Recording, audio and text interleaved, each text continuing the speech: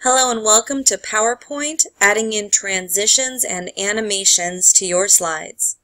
Right now what you're looking at is a static slide that I've created. And as I click, you're going to notice that every single click brings you another static page.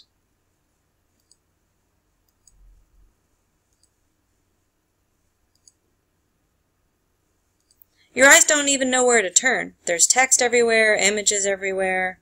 It's just a lot to look at once. Now, an effective digital story is going to require some animations and transition effects, giving your audience the ability to follow the story the way you intend it. For instance, on this first animation right here, I don't want the viewer to read By Ariel Hayes first. I want them to see the photo and to see I love my cats.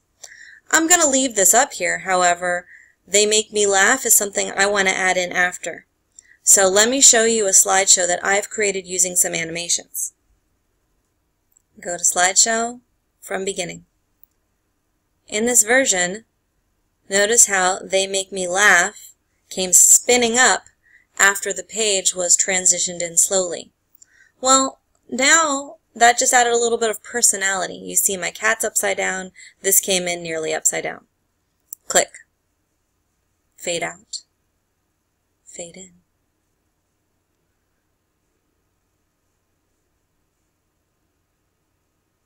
So what you should have noticed in this page is the first thing your eyes were drawn to is this sentence up here. This is Gracie being held against her will.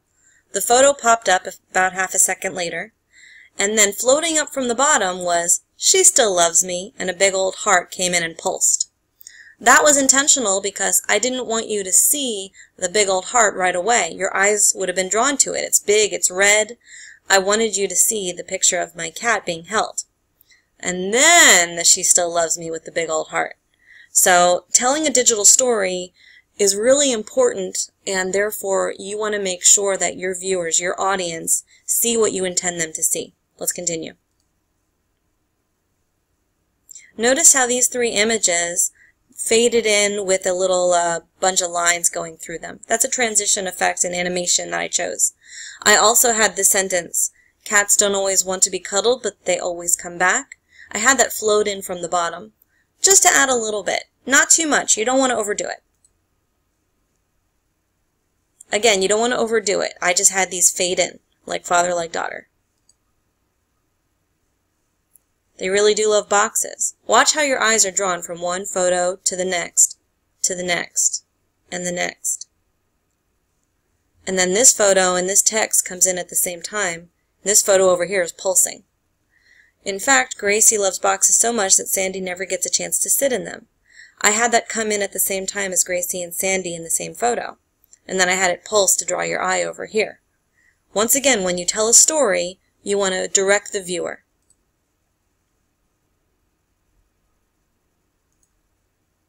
There are other places to sit and sleep, beside boxes after all.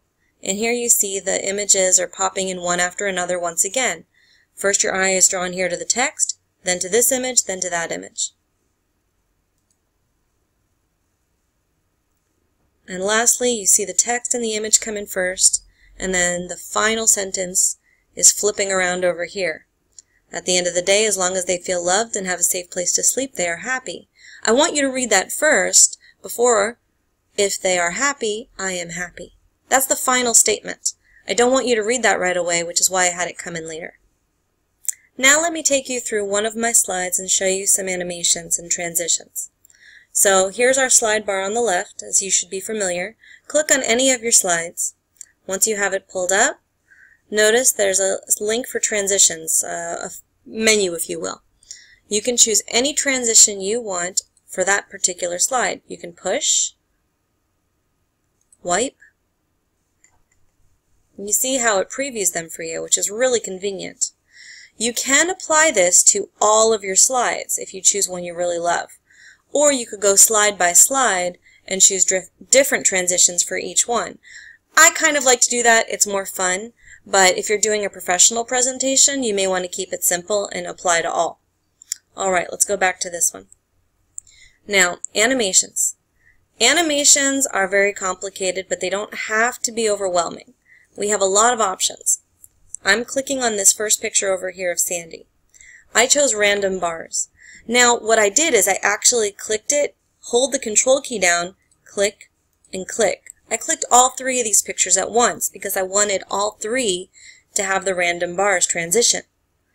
I decided I didn't want that to happen right away when you clicked on the slide.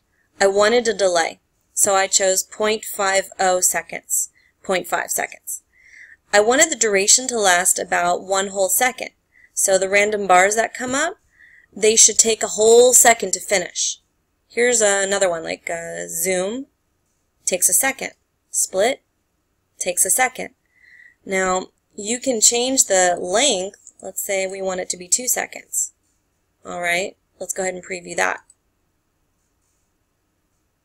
See, it took 2 whole seconds for this transition to take place. Now, if I only want to transition on this particular photo, I could go over here and take it out of this section. Alright, remove. Now, I can go to this particular photo and choose a different transition, like maybe bounce. I don't want it at the bottom, so I want to move it earlier. There we go. Now it'll be the third photo to come in because these 2 photos are going to come in first. This animation pane will help you decide what you should have your audience focus on. Let's play. See how that one comes in? And then our font still comes in after that because I have that one down at the bottom. You can move it to the top. You click on it and move earlier. Tons of transition effects. I suggest you play with them all, get to use them, get to know them. We even have some fade out effects if you want to see how you can make them disappear off your page. This is a good one to use. Again, you can change the duration. The delay, again, is for how you want them to start. If you don't want it to start right away with the slide, you can delay it. And you can delay each one of these so that way they follow one another. For instance, this one right here, I have a delay of ½ second. But see, when I wanted it to start, you can have it on click with your mouse click. You can have it start with the previous animation or after the previous animation. That way they happen one at a time. A lot of options here, lots to play with, but that's a small introduction to animations and transitions. Enjoy!